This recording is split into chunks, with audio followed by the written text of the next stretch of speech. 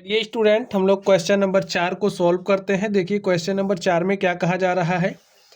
ऐसा घनाकार बक्सों का आयतन ज्ञात कीजिए जिनकी लंबाई, चौड़ाई और ऊंचाई क्रमशः निम्नलिखित है। तो स्टूडेंट हमारे पास घनाकार बक्से हैं, जैसे आप समझिए ना, ये हमारे पास क्या है, एक घनाकार बक्सा है और ये जो घनाकार बक्सा है इसकी हमें लंबाई, चौड़ाई और ऊंचाई दी गई है। तो इस बक्से का आयतन क्या होगा हमें बताने। जैसे ये क्या है, लंबाई है। अगर इसकी बात करें तो ये हमारी क्या है, चौड़ाई है। और अगर हम इसकी बात करें तो ये हमारी क्या है, ऊंचाई है। तो देखिए लंबाई, चौड़ाई और ऊंचाई दी गई है तो हमें आयतन निकालना है।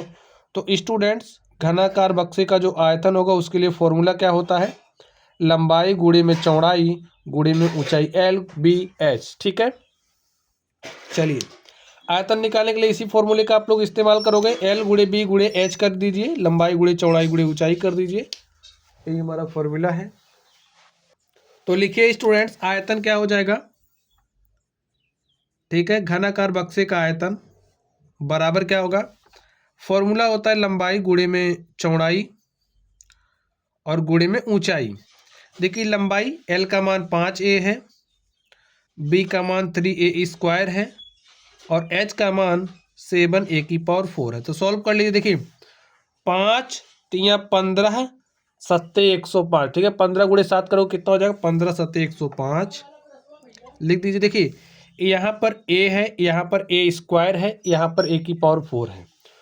तो A को A² से गुणा करेंगे तो A⁴ हो जाएगा, A⁴ को A⁴ से गुणा करेंगे तो A⁴ हो जाएगा और यही हमारा आंसर हो जाएगा। आप समझिए जैसे आपके पास A गुणे में A² है तो ये हमारे पास क्या हो जाएगा, A⁴ जैसे यहाँ पर कुछ नहीं दिख रहा, पावर 1 है। तो आप लोगों ने कॉन्सेप्ट सीखा होगा। अगर हमारे पास आधार समान है, जैसे A⁴m गुणे में A⁴n है तो क्या हो जाता है, A⁴m + n। जब आधार समान होता है तो घातों को क्या करते हैं, जोड़ लेते हैं। आधार समान है तो घातों को हमने क्या किया है, जोड़ लिया है। तो इसी कॉन्सेप्ट का इस्तेमाल करना है स्टूडेंट्स।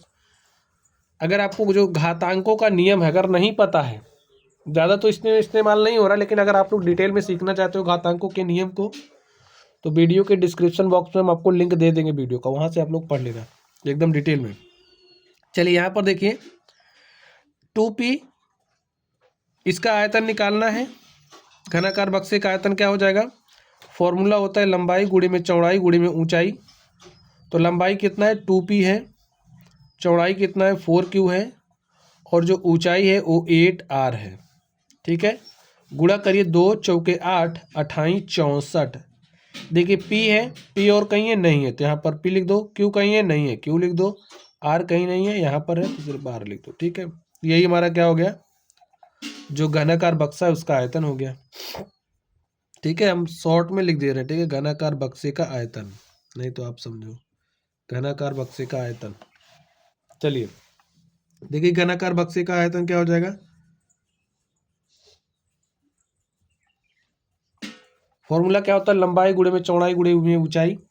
तो लंबाई XY है, चौड़ाई 2x² y है और ऊंचाई 2xy² है। ठीक, सॉल्व करिए, गुणा करिए। देखिए 2 यहाँ पर है, 2 यहाँ पर, 2 दूनी 4, x यहाँ पर है, x² है, x है तो x की पावर यहाँ पर 1 है, 1 में पावर 2 जोड़ा 3 हो गया, 3 में 1 जोड़ा 4 तो x की पावर 4 हो गया।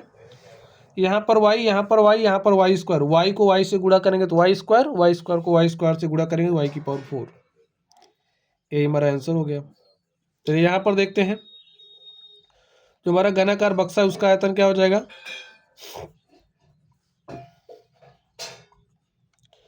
ध्यान से देखिए लंबाई गुणे में चौड़ाई गुणे में ऊंचाई, तो A गुणे में 2B गुणे में 3C। ठीक, 2 तिया 6 ABC। ठीक स्टूडेंट्स, यही हमारा क्या हो गया, आंसर हो गया। तो स्टूडेंट्स इस तरीके से ये जो हमारा क्वेश्चन नंबर 4 था हमने इसको सॉल्व कर लिया है। तो चलिए आप लोग पढ़ते रहिए। अगर आप लोगों को कोई भी डाउट हो, कोई भी दिक्कत आ रही हो, परेशानी आ रही हो कि आपसे क्वेश्चंस नहीं सॉल्व हो रहे हैं, आप लोग गुणा नहीं कर पा रहे हो, तो आप लोग अपनी समस्याओं को शेयर करिएगा। आपकी जो समस्या है उसका समाधान हम जरूर करेंगे। चलिए आप लोग पढ़ते रहिए। Thank you.